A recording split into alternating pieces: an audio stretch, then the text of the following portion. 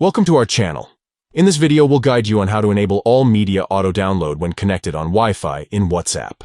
If you want to make sure you don't miss any important media files, this guide is for you. Let's get started. Step 1. Open WhatsApp on your Android device. Look for the green icon with a white phone inside. Step 2. Tap the three dots located at the top right corner of the page. This will open a menu with additional options. Step 3.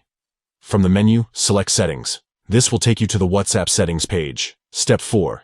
Tap Storage and Data to access the storage and data settings. Step 5. Under the Media Auto-Download section, tap When Connected on Wi-Fi. This allows you to customize your media download preferences while connected to a Wi-Fi network. Step 6. Mark the All option. By doing this, you will enable auto-download for all types of media when connected to Wi-Fi. Step 7. Finally, tap OK to save your changes. By following these simple steps, you can easily enable all media auto-download when connected on Wi-Fi in WhatsApp. This will ensure that you receive all media files without any hassle.